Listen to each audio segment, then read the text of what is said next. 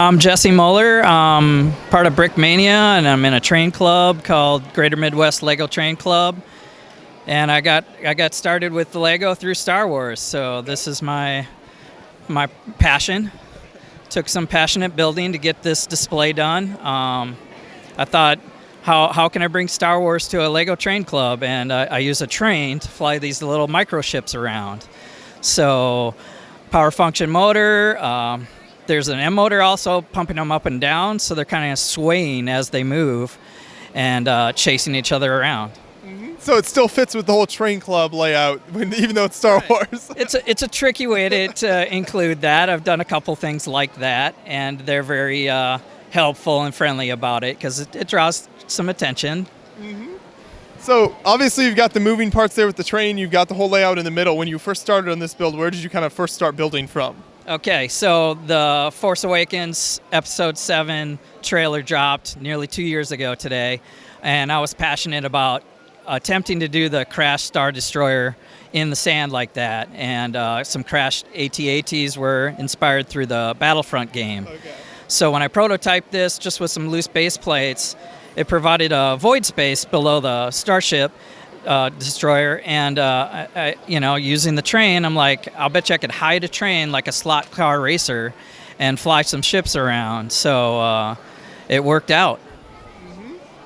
Yeah, so talk about some more of the details you've got inside in the kind of the middle of the model here. You mentioned some of the wrecked vehicles and stuff there. Custom AT-ATs, damaged, this was the last Empire battle, and everything crashed onto this planet. So you have a TIE fighter with a crash burn, like a crash, burning pattern through the sand. You got a X-Wing also that's crashed. And, after I saw the movie, I did a custom Falcon, but I didn't have everything. So there's a Sarlacc pit just to have fun. And Nema Post was something I added after seeing the movie. So it was a challenging scale. You see all the trophy size or nano figures. And so I've been collecting as many of those random sets as I can, and just coming up with a fun way to do a different scale. And you even got a little other space exploration details in here as well. Yes, yeah. If you look closely, you see some Easter eggs like the Saturn V Apollo lander guys. There's Iron Man instead of Boba Fett by the Sarlacc pit from the helicarrier set. Mm-hmm. There's I think this is Jack Sparrow's voodoo doll as Rey with a little two-piece BB-8 there. And, a gold one looks like C-3PO, so do what you can, and it's very challenging.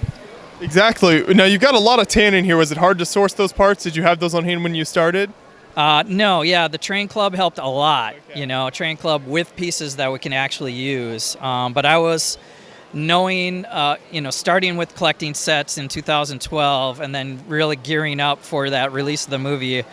Pick a brick, a lot of tan as much as I could find, and underneath is just a bunch of primary colors. Mm-hmm. It's kind of filler underneath there. Yep. But it was something that came along, and there's the Statue of Liberty that I added from Planet of the Apes kind of reference.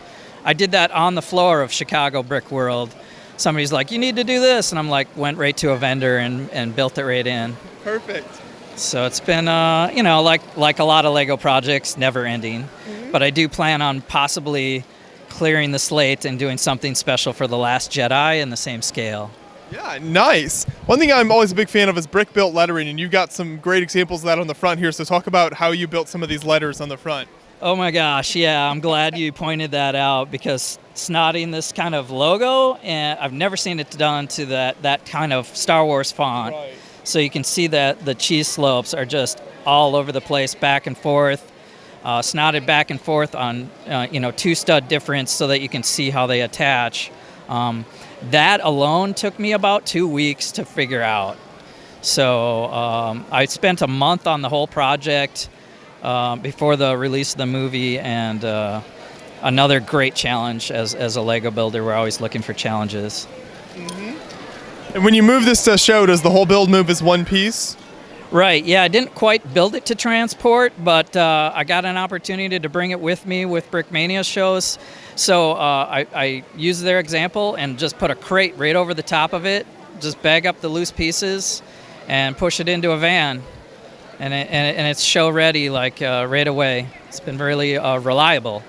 The battery dies out because of the motor, double motors in there. Every 2 hours I got to change that battery out, but it's very reliable.